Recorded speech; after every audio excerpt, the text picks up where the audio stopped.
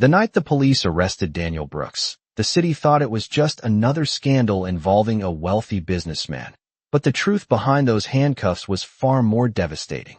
The marble floor of the Manhattan courthouse reflected the flash of cameras as reporters shouted questions across the crowded hallway, their voices echoing beneath the tall glass ceiling while Daniel Brooks, a man once featured on the covers of financial magazines, was escorted past them with a calm expression that looked almost unreal.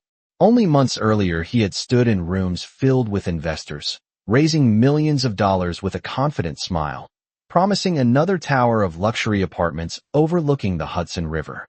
To the outside world, he was the definition of success: tailored suits, charity galas, a penthouse worth nearly $8 million, and a beautiful wife named Emily who seemed to glide quietly through that glamorous world at his side. But success can hide many things behind polished glass and warm smiles. Emily Carter Brooks had once believed that their life together was a dream built from determination and ambition. She had met Daniel years earlier at a fundraising event in Chicago when he was still an ambitious developer with big plans and a persuasive charm that made people lean in when he spoke. He had promised her a future that sounded like a movie: skyline views, weekend trips to Napa Valley, and a family that would grow in a home filled with sunlight and laughter. For a while, it looked exactly like that.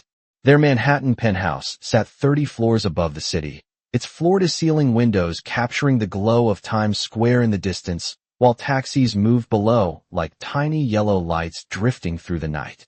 Emily spent quiet mornings there with coffee in hand, watching the river while Daniel rushed between meetings, always chasing the next deal.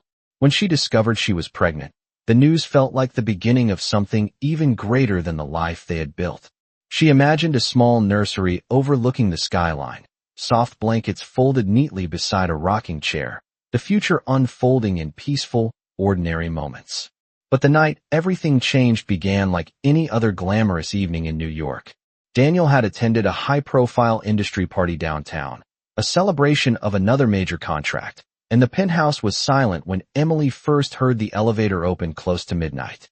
Outside, rain tapped gently against the glass, the city lights blurred by water sliding down the windows. Daniel stepped into the apartment still wearing his suit jacket, his tie loosened, the smell of expensive cologne mixed with the long evening behind him. Emily noticed something in his expression that she had never seen before, a tightness in his eyes, as if the confidence he wore in public had cracked somewhere along the way. What happened next would send her to a hospital room under bright fluorescent lights only hours later, where a quiet doctor would deliver words that would change her life forever. And the man who would hear that news next, the man whose name almost no one in the city connected to Emily Carter, had the power to make an empire disappear without raising his voice. The rain had not stopped by the time the ambulance lights painted the wet streets outside the hospital in flashes of red and white, and inside the quiet emergency wing Emily Carter Brooks lay beneath the soft hum of fluorescent lights while nurses moved carefully around her bed, their voices calm but urgent in that gentle professional tone that hospitals carry late at night. The room smelled faintly of antiseptic and clean linen, a scent that would stay with Emily for years whenever she remembered that night.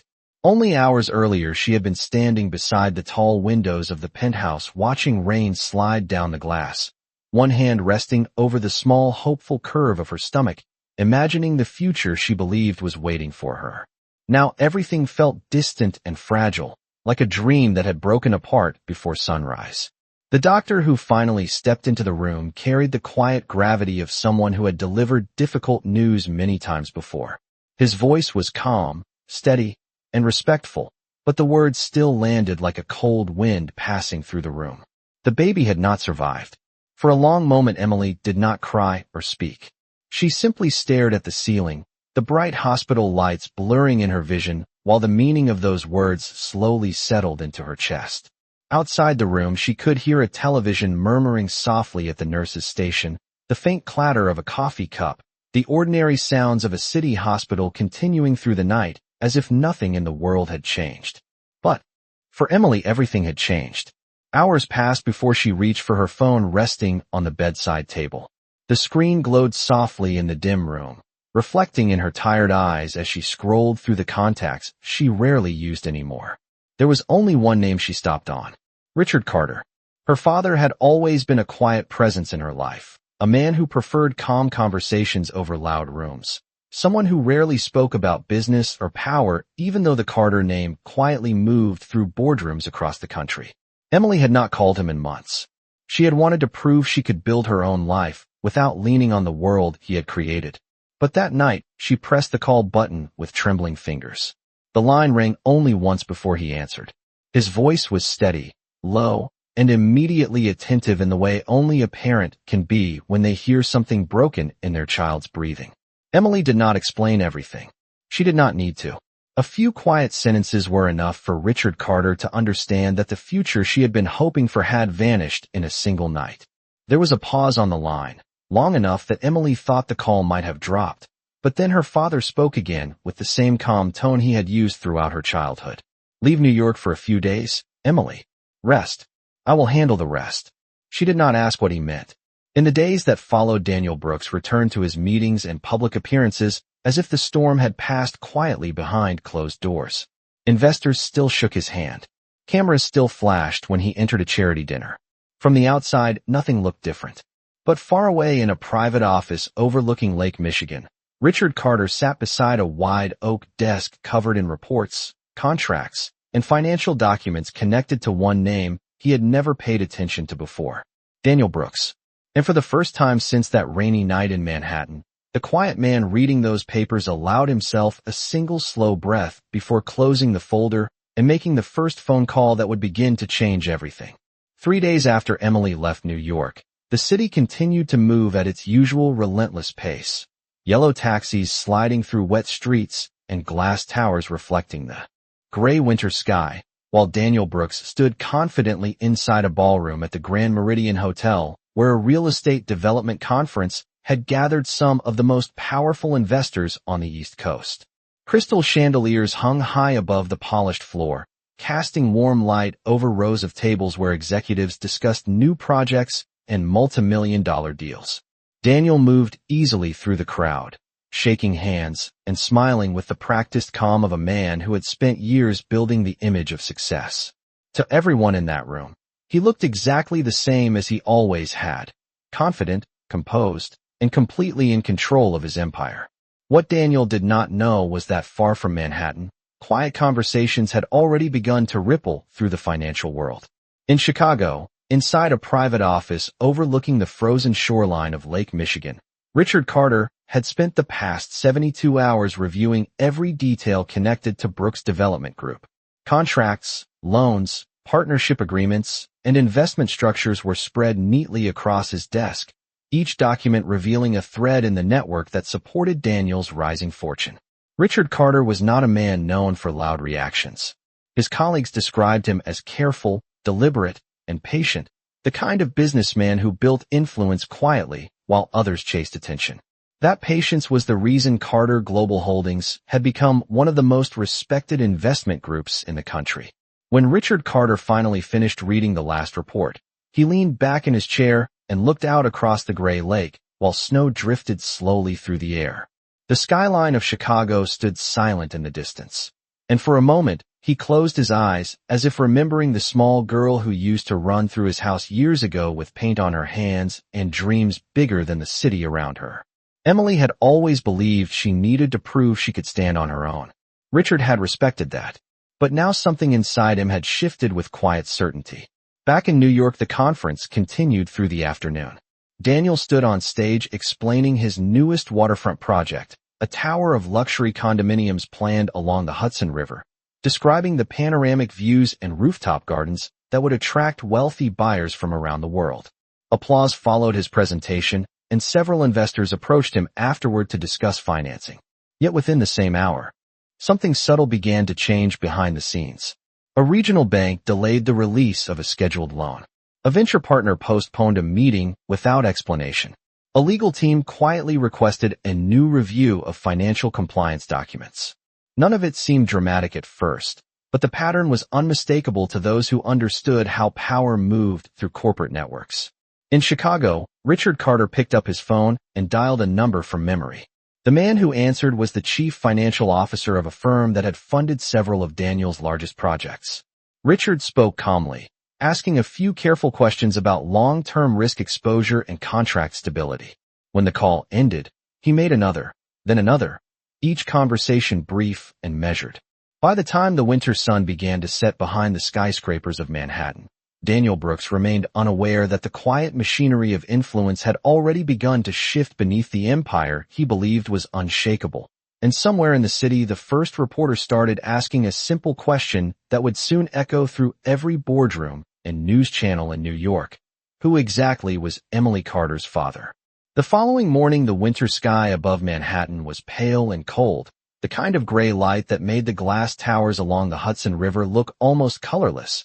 And inside the headquarters of Brooks Development Group, the atmosphere felt strangely tense even before anyone could explain why. Daniel Brooks arrived just after 8:30 in the morning, stepping out of a black sedan onto the curb while a doorman held the glass doors open for him. From the outside, nothing about his routine had changed.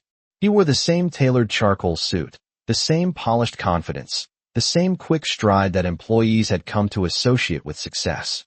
Yet as he entered the lobby, he noticed something unusual. Conversations paused. A few assistants glanced at their phones and quickly looked away. Daniel assumed it was another rumor circulating through the industry. That happened often when a company grew as quickly as his had. He rode the elevator to the 27th floor, where the executive offices overlooked the wide silver ribbon of the Hudson River stretching toward the distance. Usually the morning air in the office felt energetic, phones ringing, meetings starting, assistants moving quickly between glass conference rooms. Today the energy felt different. His chief financial officer, Martin Hayes, was already waiting beside Daniel's office door with a folder in his hand and a concerned expression that was impossible to ignore. Martin had worked in finance for almost 30 years and rarely looked unsettled, which was exactly why Daniel stopped walking when he saw him. "What is it?" Martin asked Daniel calmly while placing his briefcase on the desk. Martin hesitated for a moment before speaking. "Two banks have delayed the release of construction financing for the Hudson River project." Daniel frowned slightly. Delays happened sometimes when legal teams reviewed paperwork or when investors requested additional data. That was not unusual. "Did they give a reason?" he asked. Martin shook his head slowly. "They said they need to reevaluate long-term exposure before finalizing the loan." Daniel leaned back in his chair, the leather creaking softly beneath him while he considered the information. A single bank hesitating might be caution. Two at the same time was less common. Still, it was manageable. He had built his career solving problems faster than competitors. "We will talk to them directly," he said with steady confidence. "Schedule calls with both of them this afternoon." Martin nodded but did not leave the room. "There is something else," he added quietly. "A venture partner in Boston has also postponed their meeting regarding the waterfront project." They did not provide a reason either. Daniel tapped a pen lightly against the desk, thinking through the network of investors connected to the development. Something was shifting beneath the surface, though the cause was still unclear. Outside the tall windows, the river moved slowly under the winter sky, while a cargo ship drifted toward the harbor in the distance.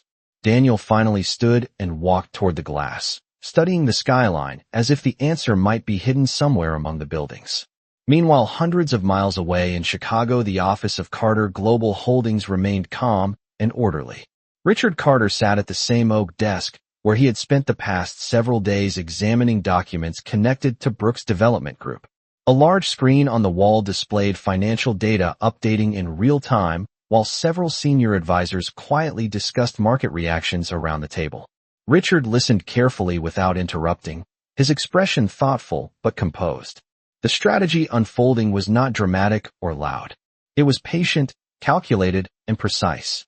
Each financial decision created a small ripple, and each ripple moved through the industry until uncertainty began to spread among investors who had never questioned Daniel Brooks before. When the meeting ended, Richard Carter stood and walked toward the window overlooking Lake Michigan, where pale sunlight reflected off the frozen water. One of his advisors approached and spoke in a respectful tone. "Several firms are asking why financing is suddenly under review." Richard nodded once before answering with calm certainty. "They will understand soon enough." Back in Manhattan, Daniel Brooks returned to his desk, unaware that the quiet chain of decisions beginning hundreds of miles away had already started tightening around the business empire he believed was completely secure. By late afternoon, the tension inside Brooks Development Group had begun to spread beyond the executive floor, moving quietly through hallways and conference rooms the way a storm cloud moves across a skyline before anyone fully realizes rain is coming. Daniel Brooks spent most of the day on the phone inside his office overlooking the Hudson River, speaking with bankers, investors, and legal advisors who only a week earlier had sounded enthusiastic about his next development project. Now their voices carried a different tone, polite but cautious, the language of people suddenly reconsidering risks they had previously accepted without hesitation. One bank representative explained that their compliance team had requested additional documentation before approving the next construction loan. Another investor said the board needed time to review broader market conditions before committing more capital. None of the explanations sounded dramatic. Yet when Daniel ended each call, the pattern became impossible to ignore. These were not isolated concerns. Something had shifted across the financial network that supported his company. Around 4:30 that afternoon, his assistant knocked lightly on the door and stepped inside, holding a tablet. "There is a reporter from the Financial Chronicle asking for comment about Brooks Development Group," she said carefully. Daniel looked up from his desk with a hint of irritation. The Financial Chronicle rarely contacted him directly unless a project announcement was coming or an industry award was being discussed. "What exactly do they want to know?" he asked. The assistant glanced down at the screen before answering. "They asked whether the company is experiencing sudden financing reviews connected to Carter Global Holdings." For the first time that day, Daniel felt a faint tightening in his chest. Carter Global Holdings. The name sounded familiar but distant, like a company he had seen mentioned during large investment announcements or international acquisitions. He knew the firm was powerful, but he had never dealt with them personally. Why would a Chicago investment group be involved in his projects along the Hudson River? Daniel stood from his chair and walked slowly toward the tall window where evening light was beginning to fade across the city. Below him, the traffic along the West Side Highway moved steadily, headlights glowing against the darkening pavement while ferries crossed the river toward New Jersey. His phone buzzed again on the desk behind him. This time it was Martin Hayes calling from the finance department. Daniel answered immediately. Martin spoke with quiet urgency. "Two more lenders have requested new compliance reviews, and our largest venture partner has temporarily paused funding until they receive additional market guidance." Daniel remained silent for a moment, processing the information while watching the skyline slowly turn from gray to deep blue as night approached. None of this made sense unless someone with significant influence was encouraging caution across the industry. Meanwhile, nearly 900 miles away in Chicago, the headquarters of Carter Global Holdings remained calm and efficient as evening meetings concluded. Richard Carter stood beside the conference table while advisors discussed market reactions that had already begun appearing in financial reports throughout New York. One analyst pointed to a chart showing how uncertainty around Brooks Development Group had increased throughout the day as lenders quietly reassessed their positions. Richard listened carefully before speaking in his steady, measured voice. "Markets respond to information," he said. "When investors begin asking the right questions, the answers eventually follow." His advisors nodded, understanding that the strategy unfolding was not about dramatic confrontation, but about letting the weight of influence move naturally through the system. Back in Manhattan, Daniel Brooks finally turned away from the window and looked again at the name that had appeared in the reporter's message earlier that afternoon. Carter Global Holdings. He still did not understand why that name had suddenly begun appearing in conversations connected to his company. What Daniel Brooks did not realize yet was that the quiet shift spreading through the financial world had begun the moment Richard Carter decided that the future of the man connected to his daughter would no longer remain untouched. The following morning, Manhattan woke beneath a pale winter sun that reflected softly across the Hudson River, and inside the headquarters of Brooks Development Group, the atmosphere had grown noticeably heavier than it had been just one day earlier. Daniel Brooks arrived shortly after 9 in the morning, walking through the glass lobby with the same controlled confidence he had always carried, yet he could sense something had shifted. Conversation stopped when he passed.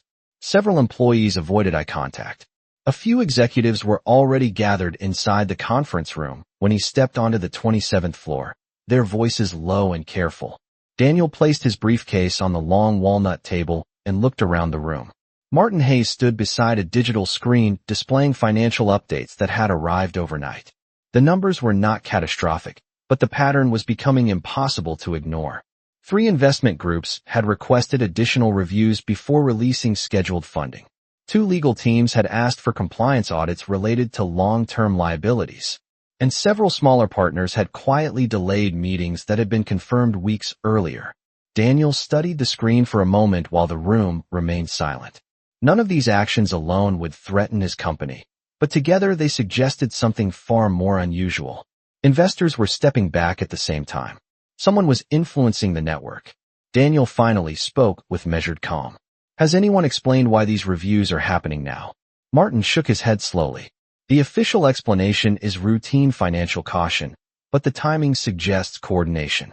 Daniel turned slightly toward the tall windows where morning light stretched across the river and reflected off the distant skyline of New Jersey. His instincts told him this was not random hesitation. Financial markets rarely moved in perfect unison unless a powerful signal had traveled quietly through the industry. A moment later, the conference room door opened and Daniel's assistant stepped inside, holding a tablet. Her voice carried a hint of concern. Several journalists are requesting statements about Brooks Development Group.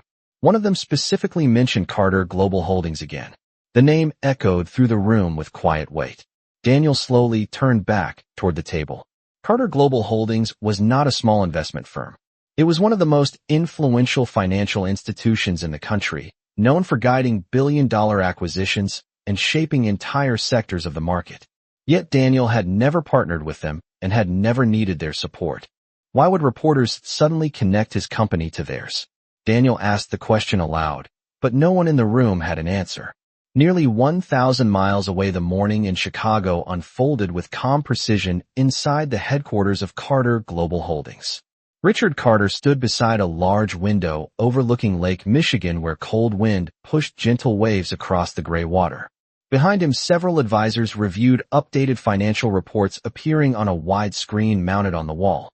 One analyst pointed toward a cluster of charts showing how lending institutions connected to Brooks Development Group had begun adjusting their positions within the last 24 hours. The changes were subtle but unmistakable. Confidence was beginning to shift. Richard Carter listened quietly before speaking in a steady voice that carried the calm authority of decades spent in the financial world. Markets respond to signals, he said. Once uncertainty begins spreading through a network, investors become careful very quickly. His advisors nodded in agreement. None of them needed to ask why this process had started. Richard Carter closed the folder resting on the table and walked slowly toward the window again, watching the distant skyline of Chicago where sunlight now glimmered across rows of glass towers. Somewhere inside Manhattan, Daniel Brooks was still trying to understand why lenders and investors had suddenly grown cautious. What Daniel did not yet realize was that the quiet chain of influence moving through the financial world had only just begun, and the man guiding it forward had not even needed to leave his office. The next 48 hours passed like a slow tightening knot around Brooks Development Group, though from the outside Manhattan continued its usual rhythm of traffic, flashing billboards, and crowded sidewalks where no one yet realized that one of the city's rising real estate empires had begun to wobble beneath the surface. Inside the executive office overlooking the Hudson River, Daniel Brooks stood beside the floor-to-ceiling window watching gray clouds gather above the water while his phone buzzed repeatedly on the desk behind him. Each call carried the same careful tone from investors and financial partners who suddenly wanted reassurance, additional documentation, or more time before committing to projects that had previously seemed guaranteed. Daniel answered every call with the same calm confidence he had used for years, explaining market conditions, highlighting the long-term value of his developments, reminding them that Brooks Development Group had delivered strong returns across every previous project. Yet even as he spoke, he could sense that something deeper was shifting beneath their polite conversations. These were experienced investors who rarely hesitated without reason. When Daniel finally ended another call with a venture partner from San Francisco, he noticed Martin Hayes standing quietly near the doorway with a new set of financial updates. The chief financial officer stepped forward and placed the tablet on the desk where charts displayed subtle but unmistakable changes across the company's financial landscape. Two regional banks had reduced credit exposure to the Hudson River project. A private equity group had suspended a scheduled investment meeting indefinitely, and the Financial Chronicle had published a short article asking whether Brooks Development Group was facing an unusual review of its financial stability. Daniel read the headline slowly, his expression controlled but thoughtful. The article did not accuse his company of wrongdoing, yet the timing suggested that reporters were beginning to notice the same quiet pattern moving through the industry. "Who is pushing this narrative?" Daniel asked finally, his voice calm, but edged with curiosity. Martin hesitated before answering. "Several investors have mentioned that Carter Global Holdings recently requested financial reviews from multiple institutions connected to our projects." Daniel leaned back slightly in his chair while the name settled into his thoughts again. Carter Global Holdings. The firm was known for its massive influence across real estate and infrastructure investments. But Daniel had never understood why they would suddenly examine his company. He had built Brooks Development Group without their support and without their interference. Why would they care now? Meanwhile, the late afternoon sun was beginning to sink behind the skyline of Chicago, where Richard Carter stood inside a quiet conference room, surrounded by advisors who monitored financial data streaming across several large screens. The updates showed exactly what Carter expected to see. Investors connected to Brooks Development Group were beginning to hesitate, not because of direct orders, but because the possibility of risk had entered their calculations. One advisor looked toward Richard Carter and spoke carefully. "The market is beginning to question the stability of Brooks Development Group. If the uncertainty continues, lenders may begin withdrawing support." Richard Carter nodded once while studying the information. His voice remained calm, measured, almost reflective. "Confidence is the foundation of every business empire," he said quietly. "Once confidence weakens, the structure begins to move on its own." The advisors understood what he meant. Richard Carter had not launched a public attack or issued any dramatic statement. Instead, he had simply introduced doubt into the network of influence surrounding Daniel Brooks. Back in Manhattan, the lights of the city were beginning to glow across the river, while Daniel Brooks remained unaware that the quiet strategy unfolding hundreds of miles away had only entered its early stage, and that the question now spreading through financial circles was no longer whether Brooks Development Group could continue expanding, but how long the empire could stand once the ground beneath it began to shift. The following morning, Manhattan felt colder than usual, the winter wind moving sharply between the towers of glass and steel, while the early sunlight reflected across the Hudson River in pale streaks of silver. Inside the headquarters of Brooks Development Group, the mood had changed from quiet uncertainty to something far heavier, the kind of tension that spreads through an office when people realize a problem is no longer temporary. Daniel Brooks stepped out of the elevator shortly after 8:45 and immediately sensed the difference. Conversations were shorter, voices lower, and several employees stood gathered near the financial department as if waiting for information that had not yet arrived. Daniel walked directly to his office without speaking, placing his briefcase on the desk while the skyline stretched across the windows behind him. His phone vibrated before he had even removed his coat.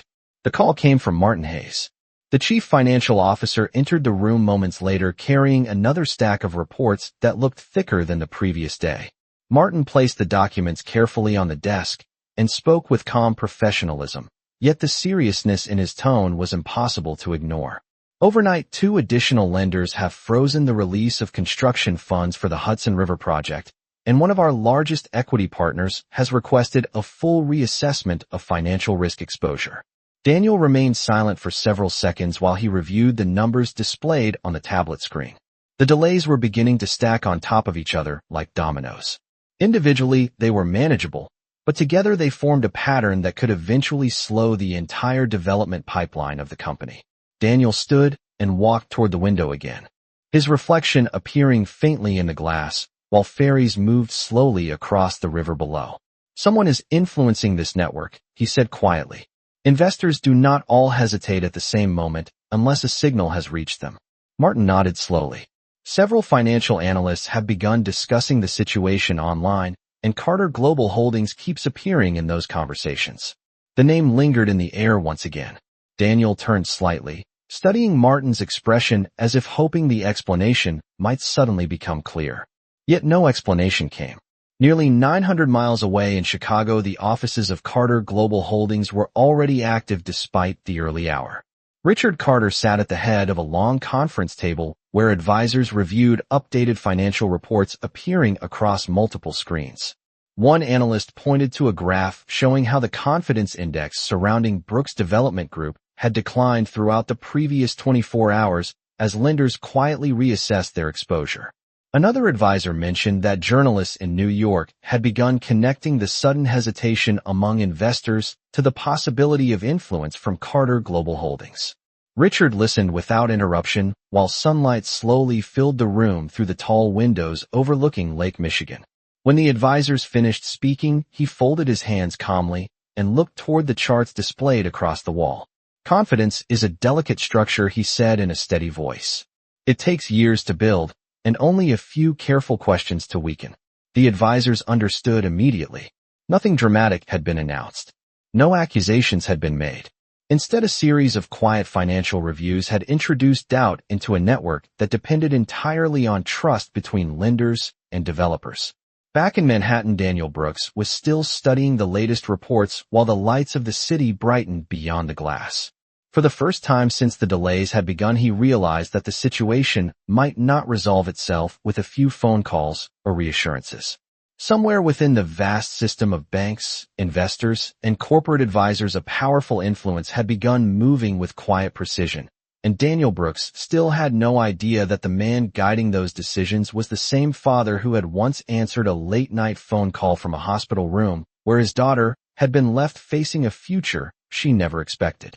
By the end of the week, the change that had begun quietly inside the financial world was no longer subtle, and the skyline of Manhattan seemed to watch in silent indifference as the influence surrounding Brooks Development Group continued to weaken.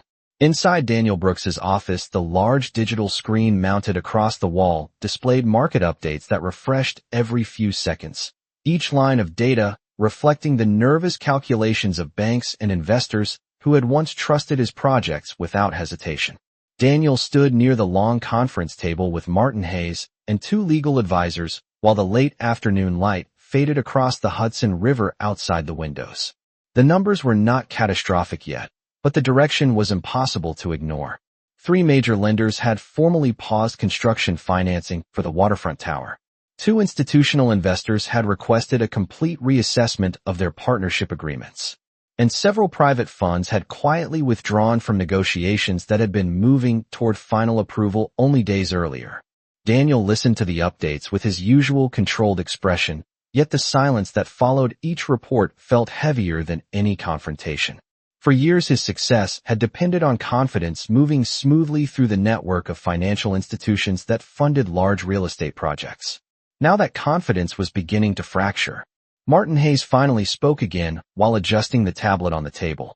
"Financial analysts are beginning to discuss the situation publicly.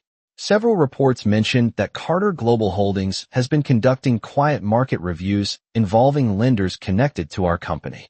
The name hung in the room like a question no one could answer. Daniel had spent most of the week trying to understand why a powerful investment firm from Chicago would suddenly appear at the center of the conversation surrounding his company. He had searched through past deals, previous investors, and development contracts, but no direct connection had ever existed between Brooks Development Group and Carter Global Holdings. At least none that he could see. Meanwhile, hundreds of miles away, the offices of Carter Global Holdings overlooked the vast gray surface of Lake Michigan, where evening clouds gathered above the horizon. Richard Carter sat alone in his office reviewing a final set of market summaries that described exactly how investor sentiment had shifted across New York's real estate sector. Each report confirmed that uncertainty around Brooks Development Group had begun spreading naturally through financial circles, not through accusations or dramatic headlines, but through quiet caution. When lenders and investment firms noticed that others were stepping back, they began asking their own questions. That was how influence moved through markets. One careful signal could travel farther than any public statement. Richard Carter closed the report and placed it beside several others that had accumulated throughout the week. His expression remained calm, yet the steady determination behind his actions had never wavered since the night his phone had rang from a hospital room in Manhattan. He did not believe in loud revenge or emotional confrontation. Instead, he believed in consequences that unfolded through patience and precision. Back in Manhattan, Daniel Brooks dismissed the meeting and remained alone in the office as the lights of the city slowly illuminated the river beyond the glass. Traffic moved steadily along the West Side Highway while helicopters crossed the skyline above Midtown. Daniel looked once more at the reports describing lenders who had grown cautious and investors who had begun reconsidering their partnerships. For the first time since the situation had begun, he realized that the problem was larger than a temporary delay or a routine financial review. Somewhere within the vast system of banks and corporate advisors, a powerful influence had deliberately introduced doubt into the foundation of his empire, and Daniel Brooks still had no idea that the quiet architect behind that influence was the same man whose daughter had once whispered through tears that everything she had believed in was gone. The following week arrived with a quiet heaviness that seemed to settle over Manhattan like the gray winter clouds drifting above the Hudson River, and inside the headquarters of Brooks Development Group, the tension that had been building for days finally began to show on every face in the office. Daniel Brooks stepped into the executive floor shortly before 9 in the morning and immediately noticed the silence. Normally, the corridor outside his office carried the energy of constant movement, assistants walking between meetings and analysts discussing new investment opportunities. Now voices were low and conversations stopped when he approached. Daniel continued forward without reacting, his expression calm and controlled, but the atmosphere around him had changed in a way he could not ignore. Inside the conference room, Martin Hayes and the senior finance team were already waiting beside a large screen filled with updated market data. The numbers refreshed every few seconds, each new line confirming that the uncertainty surrounding Brooks Development Group had spread even further through the financial network that supported his projects. Martin spoke carefully as Daniel entered the room. Overnight, 2 additional investment firms have suspended negotiations for the waterfront development, and a major insurance partner has requested a full review of risk exposure connected to the Hudson River project. Daniel remained silent while he studied the screen. The ripple effect was accelerating. Investors who had not previously questioned the stability of his company were now stepping back simply because others had done the same. Confidence was shifting exactly the way large markets always moved when doubt began spreading through the system. Daniel walked slowly toward the window overlooking the river, where ferries moved quietly through the morning fog. "Someone is guiding this pressure," he said finally, his voice calm but firm. "Financial institutions do not all hesitate at the same moment without a reason." Martin nodded and placed another report on the table. Several analysts believe Carter Global Holdings is behind the sudden wave of financial reviews. The name once again filled the room with quiet tension. Carter Global Holdings had built a reputation across the country for influencing large-scale infrastructure and real estate investments.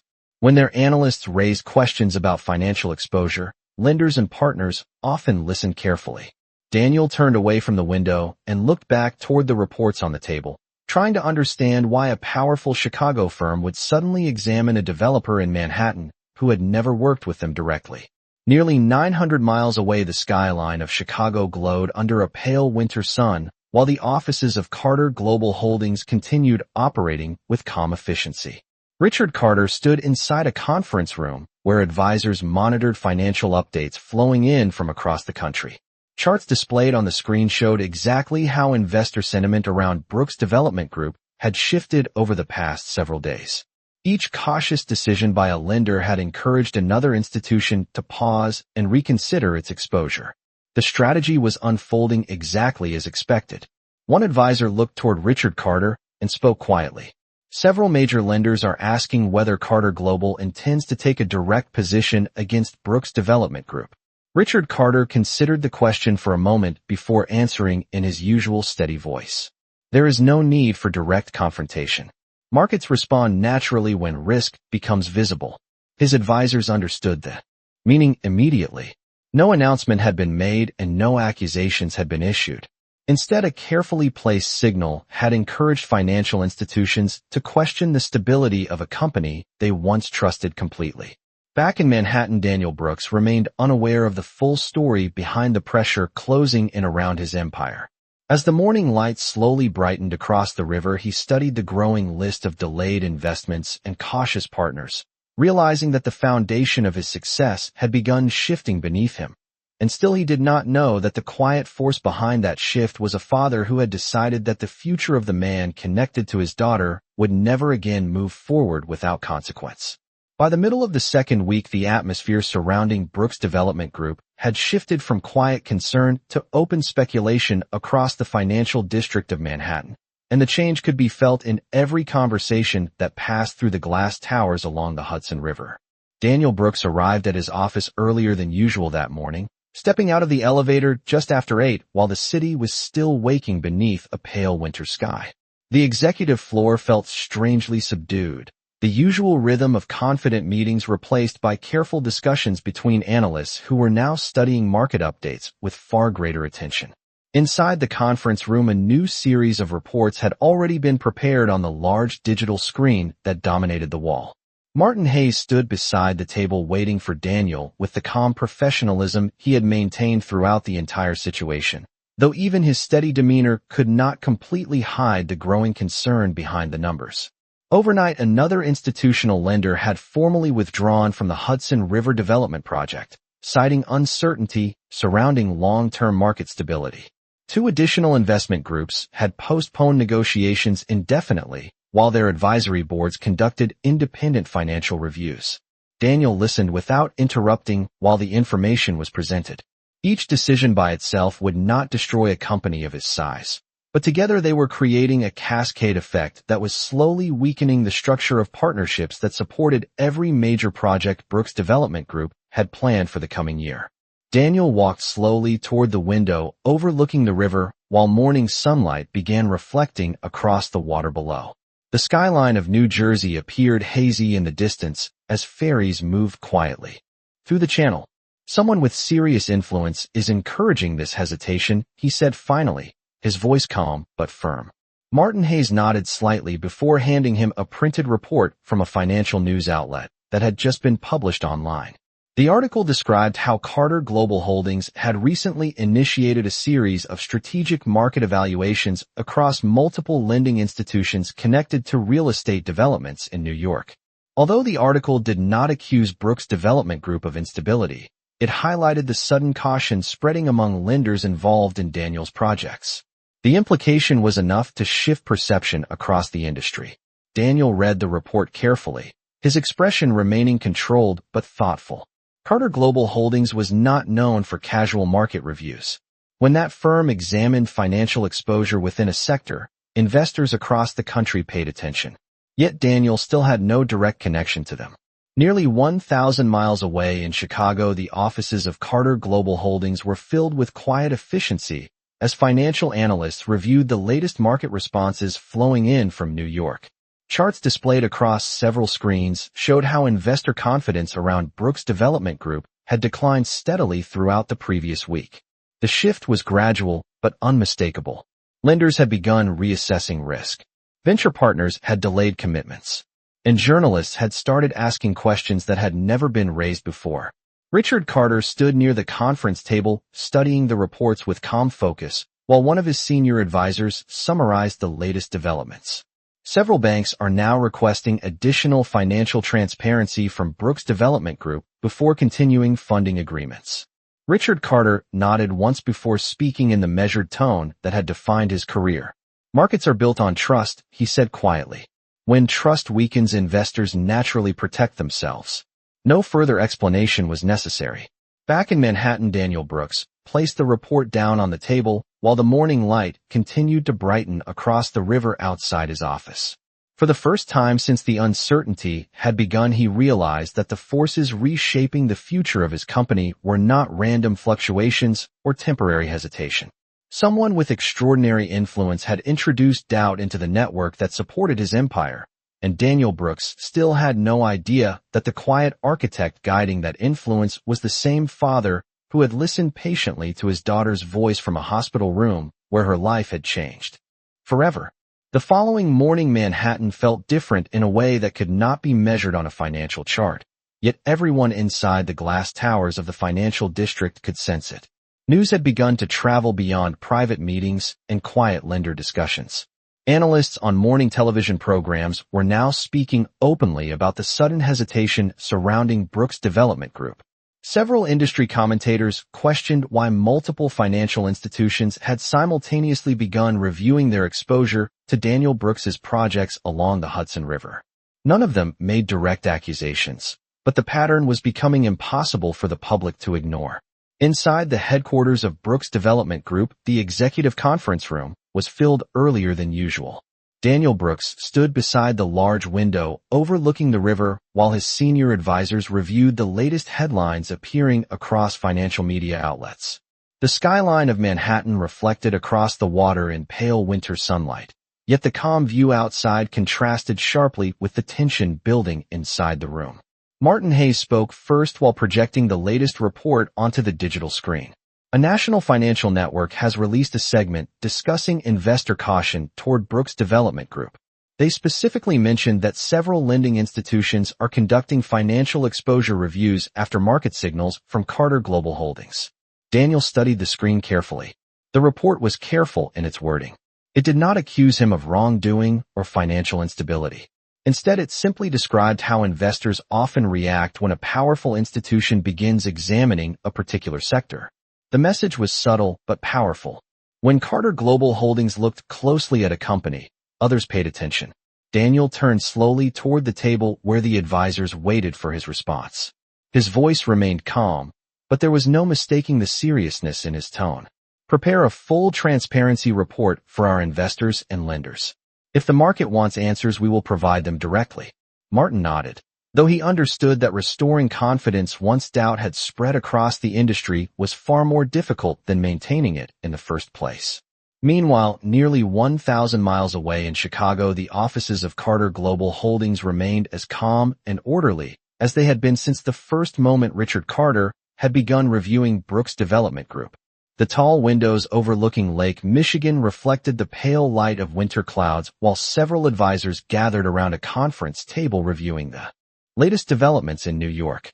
One analyst spoke quietly while pointing toward a graph that tracked investor sentiment throughout the past 2 weeks. Confidence in Brooks Development Group had declined steadily as lenders and partners reassessed their involvement. The shift had not been dramatic, but its direction was unmistakable. Richard Carter listened without interruption before speaking in his usual measured tone. When investors begin asking questions, the market eventually provides answers.